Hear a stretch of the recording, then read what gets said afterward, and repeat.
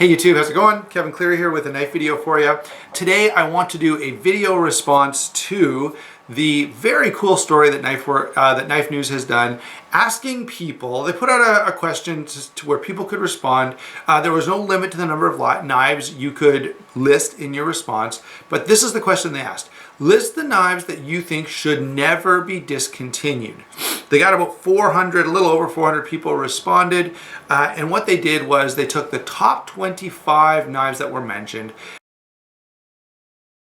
and have released them one by one with sort of a little bio of each knife. So great story. If you're new to knife collecting, these are all knives. This makes a great way to kind of start your collection, to kind of start thinking through what knives you should pick up. If you've been collecting for a long time, this is a great way to identify maybe some holes, some things you haven't checked out that you really ought to. So what I'm going to do is very quickly go through the list, tell you what knives won, or tell you what knives are on it, say just a little bit about each one, and when I do have, some of the knives I do own, okay, and sometimes, and so the knives that I own, or knives from the same brand that I can kind of draw some comparisons with, I will show you on screen as we go along. By the way, I don't have, of course, I'm not going to put in a picture of every one, because what I really want you to do is click the link that'll be here in the video that'll take you over to that Knife News story. And in fact, if you're totally unfamiliar with that Knife News story, click the link now, go read through the knives that are on the list, and then come back and we can sort of talk about it. So I do have this question for you. What knives would you have put on the list? And here's sort of two follow-up questions. Are there any knives you're surprised are not there? And are there any knives you're surprised that are there? There are some knives that I'm really like, really? That made the list? And I'll talk about that as we go through. Okay, so let's go ahead and get started with number 25. 14 people who responded said the Microtech Ultratech should never be discontinued, and probably most people are going to agree with that. I don't have a lot of experience with it because I've held it in hand one time. I was in a store in Florida and they were kind enough to let me play with it a little bit. I said, hey, in Canada, OTFs are, automatics are illegal, so can I check it out? And they were gracious enough to let me do so. That's the only time. Very cool, by the way. It's so awesome with those double action autos to flick them in and out. Not sure how practical they are, and I think if I owned one, I probably wouldn't carry it a lot. Maybe from time to time I would, but it wouldn't be like my go-to EDC. But a great knife, and makes total sense why it's on the list. Next, again, is a knife that I don't have a lot of experience with. I have held a couple in hand. The Emerson CQC7. Really, really popular. Emersons tend to be knives that people are like absolute die-hard fans of, and it makes sense. There's no doubt they're good knives. I just haven't owned a lot of them. In fact, I haven't owned any of them. I've messed around with them, and there are a couple designs that are interesting to me. The CQC15 is one that I actually have on my list of knives to get, but it just hasn't happened yet. I'm sure eventually I will own an Emerson. Maybe someone will offer me one in trade or whatever, or I'll just go out and buy one. But this is the Emerson CQC7. I get why it's on the list. 15 people said it should never be discontinued, and it makes sense. They're great knives. Next up, number 23, 18 people said the Victorinox Cadet should never be discontinued. And the Victorinox Cadet is a great knife. In fact, Victorinox has done a great job of kind of reaching outside of the knife world, right? If you said to the average person on the street, have you ever heard of, a Recon 1, which is on this list, most people would say, no, I've never even heard of cold steel, unless they're kind of into knives. Same with Spyderco or Ontario or Zero Tolerance, right? Or even Kershaw, which is pretty well known. But almost everyone everywhere has heard of a Swiss Army knife. And so it makes total sense that the Cadet would be on here. It's a great sort of medium-sized Swiss Army knife. And actually, sorry, give me 1 second and I will pull a Swiss Army knife up here and get it on screen for you. There we go. This is not the Cadet, this is the Swiss Champ, but it can sort of be a placeholder for the Cadet. All right, moving on to number 22. 20 people said the Benchmade Adamas should never be discontinued. Again, I get it. Great knife, big, beefy, useful knife. I've had an Adamas. I love Shane Siebert's designs. Well, let's put it this way. I like the Adamas and I like the 757 Vicar. Both are great. The smaller ones, the Pocket Rocket, whatever else, not for me at all. But the Adamas is a great knife, super useful, smooth as silk, really big and tough. There's a few destruction tests out there where they hold up really, really well. Next on the list, I don't have one here, but I do have its larger brother. This is the Zero Tolerance 0560. Well, the 0562 is the one that made the list. And I get why people like that knife. Now let me say, I think some of these make this list because of nostalgia and people think it's such a great knife, although I don't carry it or use it every day and maybe it's got some problems, but it's so significant that it should stick around. And I get that, okay? Now that said, some of those knives, I think we've gone far enough in improvements that they probably at the very least need to be updated, okay? And we'll speak to that as we kind of go through. The next one is one that really threw me off. 24 people said the Cold Steel Tie Light should never be discontinued.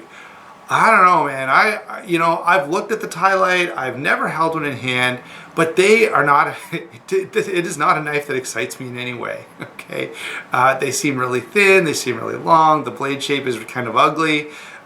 Anyway, a lot of people seem to, or at least a number of people, like it enough to put it on this list. Maybe they're worried that it will be discontinued, and that's why they responded that way. Next one is one that I understand. I don't own. They don't do much for me, but the Opinel number 8. Opinel knives are French knives. They're very cool. Go ahead and Google it. Or just as I said, check the link that you've previously been reading, I hope. Opinel number 8, 25 people said it should never be discontinued. And Opinels have been around for a while. I don't think they're going anywhere. The next one is interesting because it is discontinued. The Zero Tolerance, I don't have one, but let's pull in this Zero Tolerance for reference. The Zero Tolerance 0350. Now when Zero Tolerance started, they had the 0300 and the 0200. They were big, beefy, heavy folders. I absolutely love both of those knives, by the way. The 300 is outstanding. The 0350, I'm not a fan, okay? I'll just tell you right up front, it's not as cool, it's not as interesting as the 0300. The materials are not as good. It's a G10 liner lock with S30V. I feel like it's a little overpriced. It's too heavy for its size. It's not that comfortable in hand. The handle is too short. And I was not terribly, I've reviewed one and I wasn't really that positive about it in the review.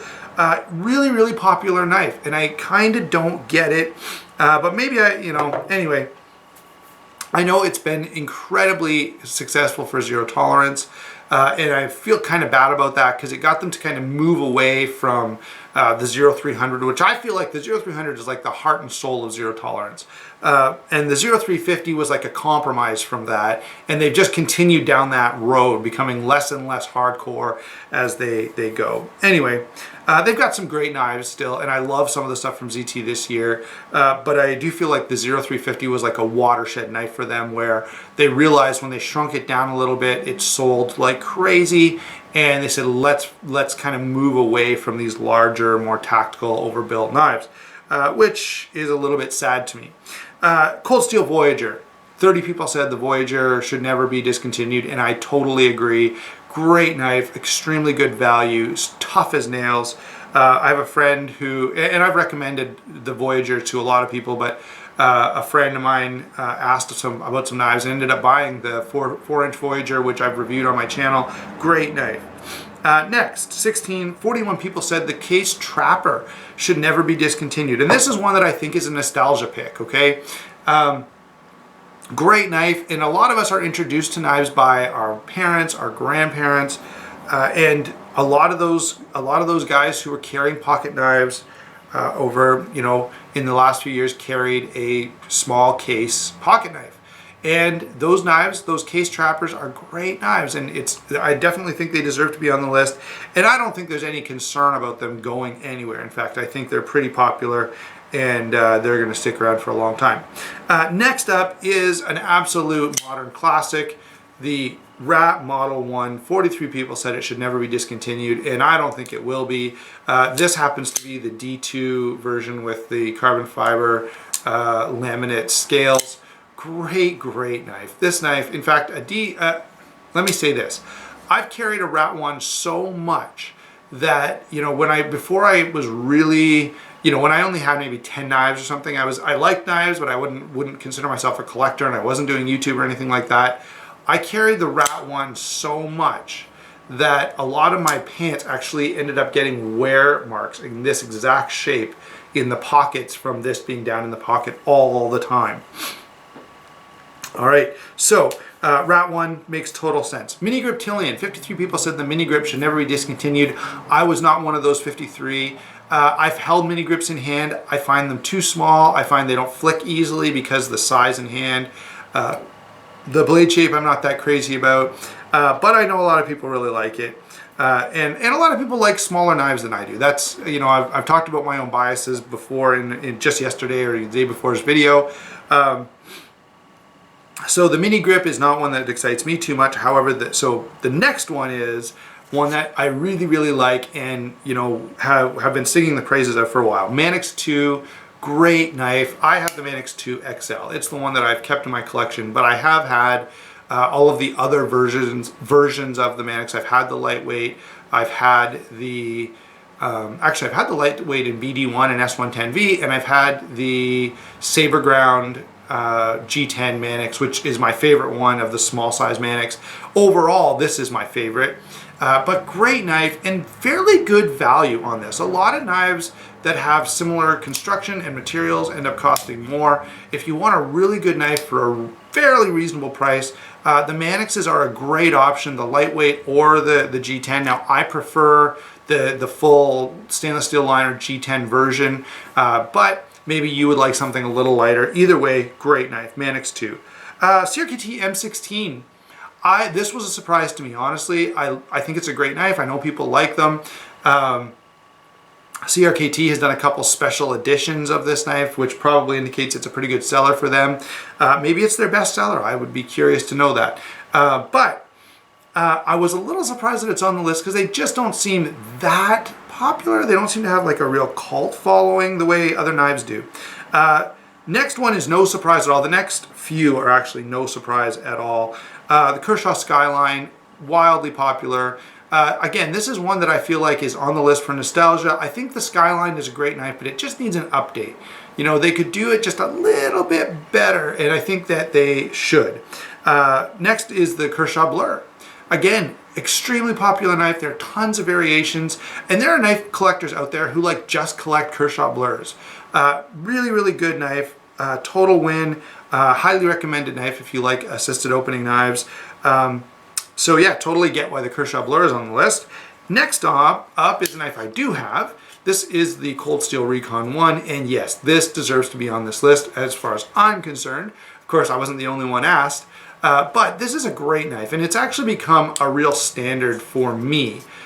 Pretty much any sort of tactical, you know, kind of knife that I'm going to get and review, I'm going to compare it to the Recon 1. This is like the standard for me because this knife just does so many things right. Now, it does a few things wrong, most especially the way that cold steels often are not sharpened all the way to the heel there. But great knife, amazingly well done. All right, now let's see. Next one, again, is no surprise. The Kershaw, sorry guys, the Spyderco Endura. Who looked at that and was like, what is he saying?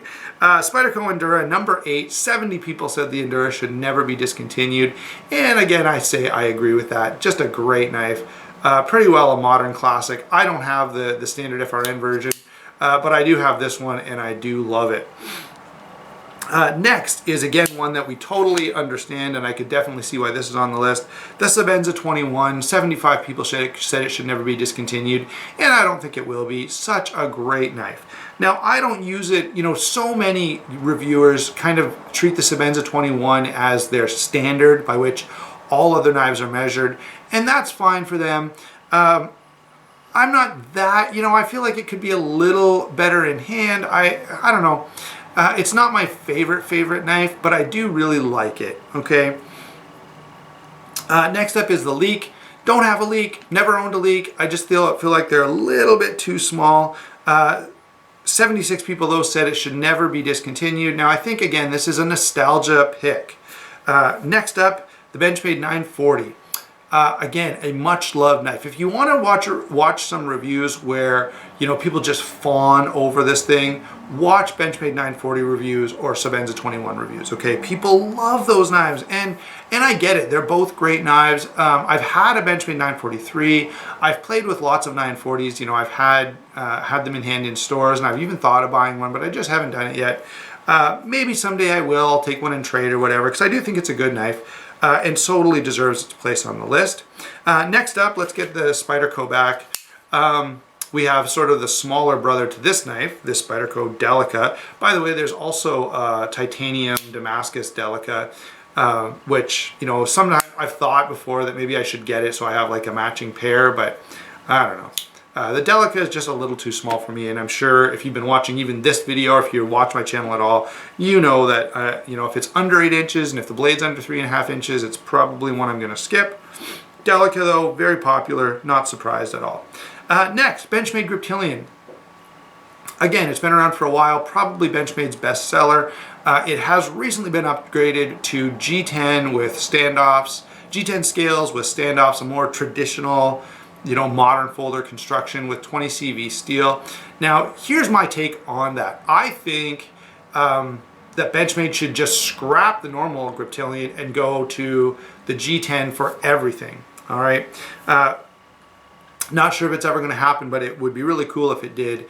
And I don't feel like they should be charging as much. Now, the 20 CV steel is very good steel, but I feel like the 20 CV G10 grip is a little overpriced. So I may pick one up on the secondary market or something, but I do feel like they're a little up there in terms of what you're paying for what you're getting. Now, here's a surprise. Okay, number 2. 90 people said the Buck 110 should never be discontinued. And I'm going to say the same thing I've said about a lot of these. Total nostalgia pick. I don't think a lot of people are carrying around Buck 110s. Even people who own them, I think they, you know, what I'm saying is, if you had a Buck 110 in your drawer and you had this in your drawer, I think you'd pick this every time. It's lighter, it's got better steel, it's got a stronger lock, it's easier to carry.